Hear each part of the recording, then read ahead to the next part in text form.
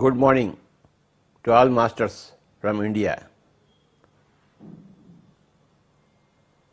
and good day for all the masters of the whole of the world.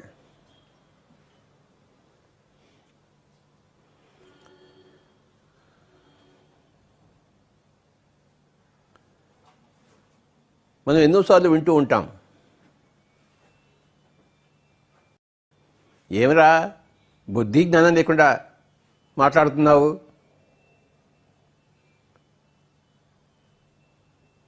ఏమిట్రా బుద్ధి జ్ఞానం లేకుండా వ్యవహరిస్తున్నావు అంటాం.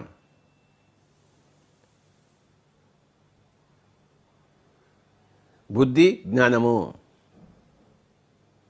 2 words, 2 పదాలు మనం ఉపయోగిస్తాం.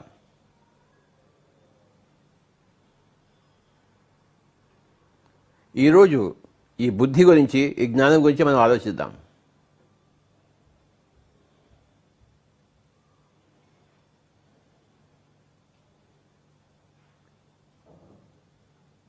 మనకి 5 వేళ్ళు ఉన్నాయి. 2ని చూపించడానికి ఏ 2 వేళ్ళు చూపిస్తాం మనం? ఈ 2 వేళ్ళు చూపిస్తామా? ఈ 2 వేళ్ళు చూపిస్తామా? ఈ 2 వేళ్ళు చూపిస్తామా? ఈ 2 వేళ్ళు చూపిస్తామా? ఈ 2 వేళ్ళే చూపిస్తాము. అంతేగాని 2 అంటే ఇలా చెప్పొచ్చాము, 2 అంటే ఇలా అన్నాము, 2 అంటే ఇలా అన్నాము, ఇలా అనొచ్చు. కానీ ఈ వేళ్ళు మనం ఉపయోగించాం. 2 అంటే ఈ 2 వేళ్ళే ఉపయోగిస్తాము. ఎప్పుడు ఈ 2 వేళ్ళే ఉంటాయి 2 అన్నప్పుడు.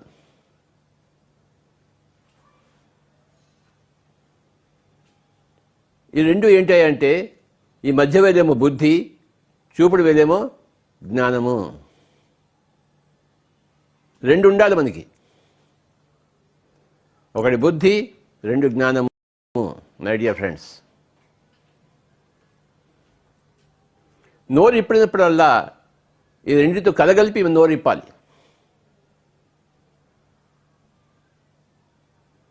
బుద్ధి లేకుండా మాట్లాడితే శోభనివ్వదు.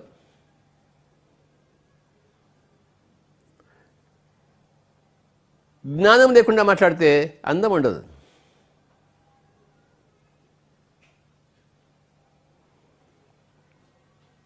నోరు ఇప్పినప్పుడల్లా ప్రతి వాక్కు, ప్రతి వచనము 2తో కూడా ఉండాలి. బుద్ధి ప్లస్ జ్ఞానము.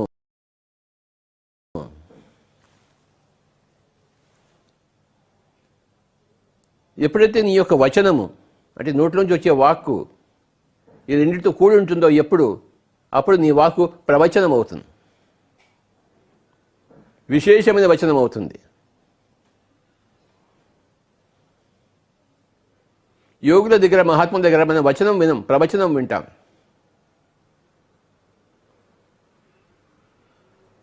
ఈ 2లో ఏది లోపించినా, లేదా 2 లోపించినా అది వచనం కాదు. అది వచనమే కానీ ప్రవచనం కాదు. ఈ 2 ఉంటేనే ఆ వచనం ప్రవచనం అవుతుంది, ఆ వాక్కు ఆ ప్రవచనం అవుతుంది. సో 2 ఉండాలి ఎప్పుడు మన ప్రతి వాక్కులోనూ. అప్పుడు అతను ప్రవక్త అవుతాడు, గొప్ప వక్త అవుతాడు, విశేషమైన వక్త అవుతాడు. ఆ వచనం విశేషమైన వచనం అవుతుంది, ప్రవచనం అవుతుంది. నోరు ఇప్పినప్పుడల్లా బుద్ధి లేకుండా ఇప్పితే ఏం లాభం? రసాభాస అవుతుంది.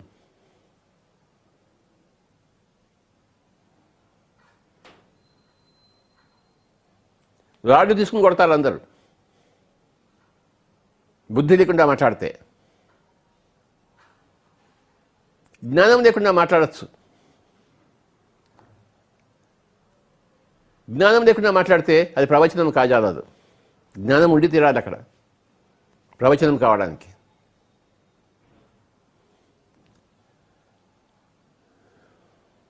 బుద్ధికి జ్ఞానానికి తేడా ఏమిటి?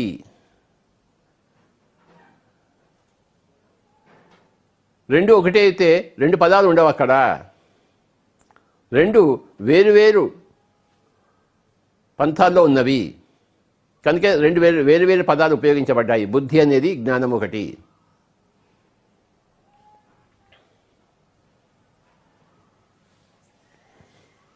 బుద్ధి అంటే చూడండి, ఈ 5 వేళలో బుద్ధి అనేది మనసు పక్కన ఉంది, శరీరం పక్కన ఉంది, ఆత్మ పక్కన ఉంది, రెండింటి మధ్యలో ఉంది.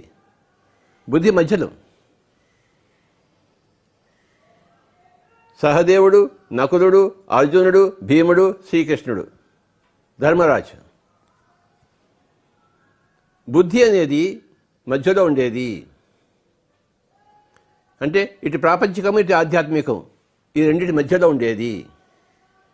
ప్రాపంచికాన్ని దృష్టిలో పెట్టుకునేది, ఆధ్యాత్మికాన్ని దృష్టిలో పెట్టుకునేది. కానీ ఈ చూపుడు వేలు కేవలం ఆధ్యాత్మికము. బుద్ధి కలిగి మాట్లాడాలంటే ఈ 2 దృక్పథాలు చేర్చుకుని మాట్లాడాలి. నేను కొన్ని ఉదాహరణలు ఇస్తాను.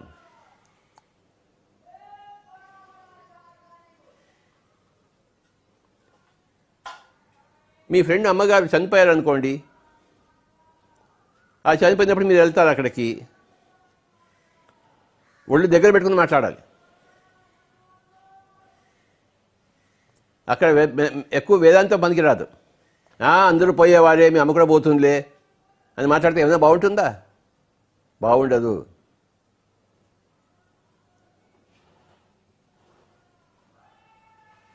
నువ్వు అలా మాట్లాడావనుకోండి, అక్కడ మెట్ట వేదంతో చెప్పావనుకోండి, ఆ సమయంలో అది ఆ సమయం కూడదు. అది సమయానికి తగిన మాటలు మాట్లాడాలి. అది బుద్ధితో కూడిన మాటలు. నీకు తెలుసు ఆత్మ చావదని చెప్పేసి, కానీ అక్కడ తల్లి చచ్చిపోయింది, ఆయన ఏడుస్తున్నాడు అబ్బాయి. నువ్వు పోయి గమ్మును కూర్చుని రావాలి, అంతేగాని అక్కడ నీ యొక్క విశేషమైన వార్త అక్కడ అనవసరం, అసంబద్ధం, అసంగతం.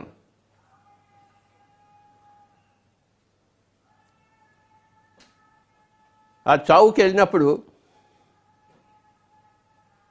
నువ్వు ఏడవక్కర్లేదు, కానీ వాళ్ళని ఏడవకూడదు అని చెప్పకూడదు. వాళ్ళు ఏడవాలి, వాళ్ళు తమ ఇమోషన్స్ని బయటకు తీసుకురావాలి. అదే సమయం ఇంకెప్పుడు తీసుకొస్తారు.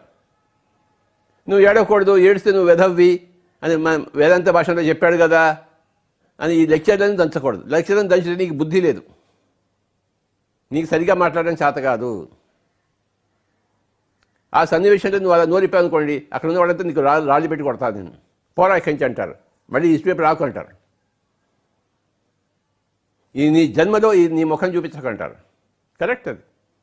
ఎందుకంటే వాడు బుద్ధి లేకుండా నోరు జారాడు, బుద్ధి లేకుండా నోట్లోంచి వాక్కు బయటకు తీశాడు. ఇంకొక యాక్సిడెంట్లో కాలు పోయాడు, కాలు విరిగింది అనుకోండి, నువ్వు హాస్పిటల్కి వెళ్ళి చూసేవాడు కాలు విరిగిపోయింది, కాలు కోసేశారు వాడిని, అంతా కర్మరా అని అప్పుడు అంటావేంటి? వాడికి తెలుసు, నీకు తెలుసు, కానీ ఆ మాటలు అక్కడ కూడదు.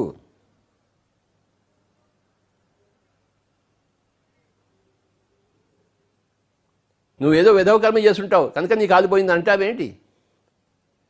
నీకు తెలిసిన నోరు నుంచి ఆ మాట రాకూడదు. తెలుసు వాడికి ఏదో వాడు చేసిన కర్మ బట్టే వాడికి వచ్చింది, కానీ నువ్వు ఆ మాట మాట్లాడకూడదు. ఎప్పుడు ఆ మాటను మాట్లాడాలి?